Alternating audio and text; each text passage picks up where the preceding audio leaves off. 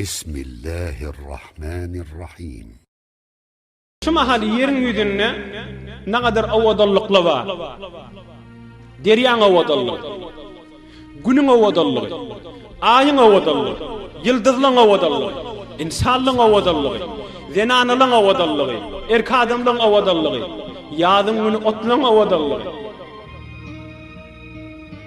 kuşlığın avadallık ve tamam avadallıkları ikeba. Bu avadallıkların hemmet dursun. Behiştin de avadallığı var. Behiştin içindeki nazi nimetlerin de avadallığı var. Ey Müslüman ayal Allah, ey Müslüman erkek Allah.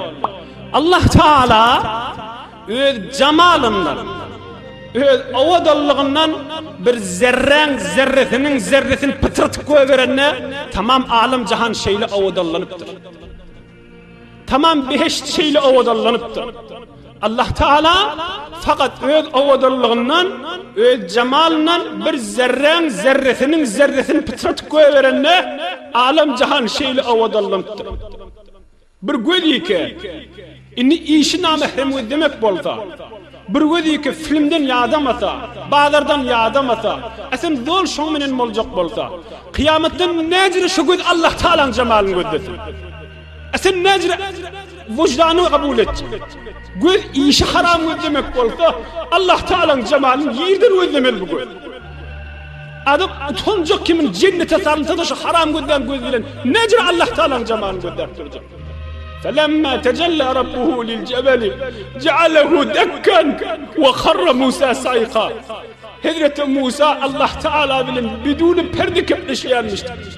Can Huday bir cemalin bir görayın na deyiptir. Sen benim bidûni perde kepleşiyenmiştir. Allah Teala ne deyiptir? Dağa öz avadallığımdan bir zerresinden köközecek deyiptir. Eğer şu dağ cıdasa ey Musa men görürdün deyiptir. فَلَمَّا تَجَلَّى رَبُّهُ لِلْجَبَلِ جَعَلَهُ دَكًّا. Allah Teala öz cemalından bir anacığın dağı köküzdür. Dağ pudur oluptur. Dağ dargaptır şudur şu. Pudur oluptur. Hazreti Musa özünden gitiptir. Oğum özüne geliptir. Can Huday men bağışlı men niptir. Olu konda diledim deyiptir. Hazreti Musa'nın gücü olmadı Huday Teala'nın cemalini göreni görmeye. Emma Huday Teala vucuhun yevmeydin nazira ila rabbiha nazira. Kıyamet gününe behişti men vade veriyen behişti adamla Allah Teala'nın cemalini gözle oturacak deyiptir. Vucuhu yevmeydin nazira ila rabbiha nazira. Müslüman adamla cennetin içinde Allah Teala asli liyagatını diyor. Huday kasem liyagatını diyor. Allah Teala hemmemize ödünün cemalini gözlep durup lezzet almaya inşallah nasip etsin. Öz peygamberinin hürmetine inşallah. 5.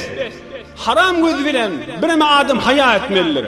İşim ben haram göz demek ve Allah Teala'nın ben cemalini acil gözleyin kıyamette. Hükmen yadımda sallan gidin. Hükmen kulu kalkıttan gidin. Görün behiştin avadallığını.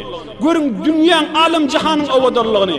Allah Teala fakat öz cemalinden zerresinin zerresini pıtırtık verenine tamam alim cihanın avadallığıdır.